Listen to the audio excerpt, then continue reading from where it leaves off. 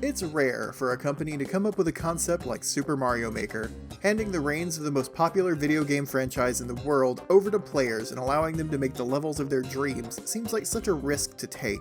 Thankfully, Nintendo manages to pull it off with style, and has made what I consider my perfect video game.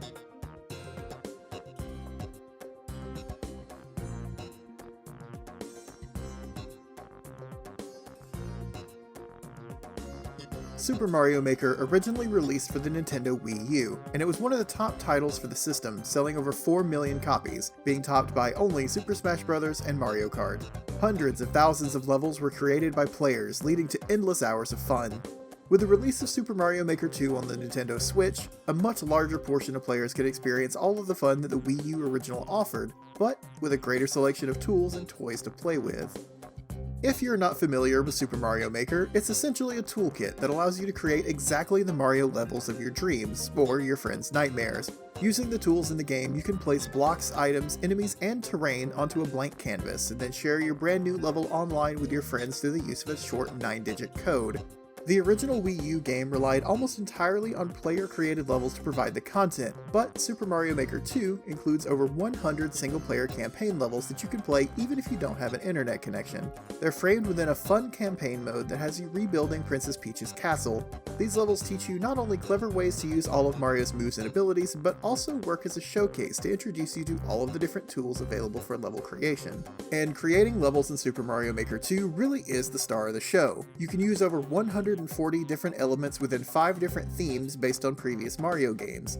In those themes, you can choose from 8 different environments, each with their own unique musical themes, leading for a limitless amount of combinations and configurations, to the point that no 2 courses created by players will ever be the same. With the move from the Wii U to the Switch, players lose access to the touch-centric gamepad for level creation, leading to the user interface being completely overhauled. Gone are the Mario Paint-style taskbars. Instead, items and course elements are chosen from a series of radial menus, and the clunky method of shaking objects to swap their modes has also been eliminated, instead having a pop-up menu to select options for your items. All of these changes add up to a much more fluid course creation experience while using a controller. While the Switch is in handheld mode, however, touch control is still available, being almost the preferred way to create levels. The only downside to this is that for some reason, if you're in handheld mode using just the attached Joy-Cons, the control options are limited, leading to touch being the only option for level creation. This is very inconvenient, and a large oversight in my opinion, as there might be occasions where touch controls might not be ideal. With that said, course creation has never been better, no matter what control scheme you prefer to use.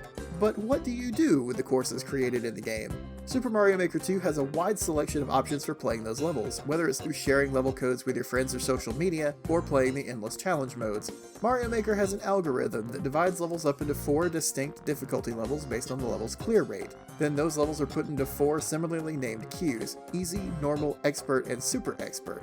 You can select any of these 4 modes to play an endless amount of these levels until you run out of lives. Once you do, you start over from the beginning. There's an incentive to get as far as possible, as there is a worldwide ranking to see who can clear the most levels without getting a game over.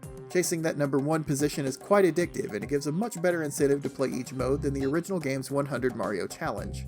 Super Mario Maker 2 also adds a new feature into the game: multiplayer.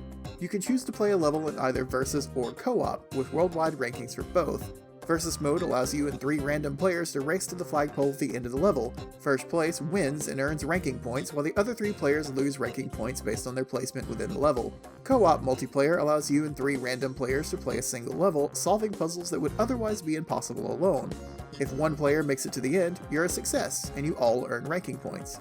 At the time of this review, Super Mario Maker 2 does not have a feature that allows you to play with friends online, though Nintendo does plan to add this in a future update. Another multiplayer feature in this game allows for 2 players to create a level together, though this feature is local only. I was unable to test this feature due to lacking multiple controllers for my Switch, but the idea seems more frustrating than anything, in my opinion. Super Mario Maker 2 takes the original Wii U game and adds so much more content, personality, and flavor, and wraps it up into a package with the most incredible presentation I could ever imagine. It's modern Nintendo refined to perfection, a simple idea polished to a mirror shine. While the first game in the series was fantastic as well, the sequel being on a platform that people actually purchased means that not only will more people experience this game, but also that the sheer amount of creativity and originality will reach new heights. Super Mario Maker 2 earns an easy 5 out of 5 from me.